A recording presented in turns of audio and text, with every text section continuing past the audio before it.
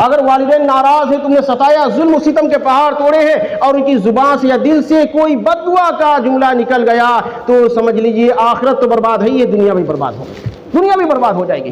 چنانچہ حدیث کے اندر آتا ہے، اللہ کے رسول صلی اللہ علیہ وسلم نے بنی اسرائیل کے ایک واقعہ ذکر کیا ہے کہ جریج ایک بہت بڑا راہب تھا، بہت بڑا اللہ والا تھا۔ وہ بستی کو چھوڑ کر باہر بستی کے باہر اس نے ایک کٹیا بنا رکھی تھی، جھوپڑی ڈال رکھی تھی، اسی میں اللہ اللہ کرتا رہتا تھا۔ ایک دن ان کی والدہ آتی ملاقات کے لیے، تو وہ عبادت میں مشغول تھے، والدہ نے آواز دیا، وہ عبادت میں مشغول تھے، سوچا کہ بعد میں مل لیں گے۔ والدہ جب عبادت سے فارغ ہو کر آتے ہیں، والدہ جا چکی تھی۔ دوسرے دن پھر یہی ہوا، تیسرے دن پھر والدہ آئیں اور پھر یہی ہوا۔ ان کی والدہ ناراض ہو گئی، کہنے لگی میں 3 دنوں سے آ رہی ہوں جریج سے ملنے کے لیے، وہ مل نہیں رہا ہے، اللہ کرے زانیہ کا چہرہ دیکھے، اللہ کرے یہ زانیہ کا چہرہ دیکھے۔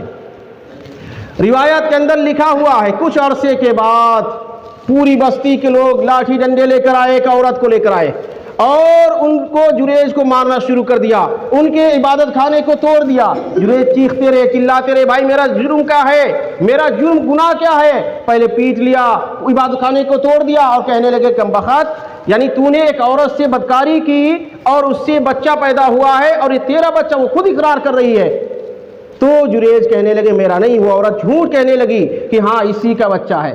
تو حضرت جریج نے کہا اس بچے کو مخاطب کر کے، تجھے اللہ کا واسطہ بتا تیرا باپ کون ہے؟ اللہ رب العزت نے اس نونہال بچے کو قوت گویائی عطا فرمائی۔ اس بچے نے کہا میرا باپ یہ نہیں، فلاں چرواہا ہے۔ تو لوگوں کو شرمندگی ہوئی اور توبہ کی، معافی مانگنے لگے، کہنے لگے اس سے اچھا عبادت خانہ بنا کر دوں گا۔ تو میں یہ نہیں، میں بتلانا یہ چاہ رہا تھا کہ علماء نے لکھا ہے اگر ان کی ماں کہہ دیتے تو زنا کر لے گا یا بدکاری میں مبتلا ہوگا تو وہ بھی ہو جاتا۔ صرف کہا تھا زانیہ کا چہرہ دیکھنا۔ کیا جرم تھا کہ بس ملاقات نہیں ہو پائی تھی، ماں سے ناراضگی اتنی تھی۔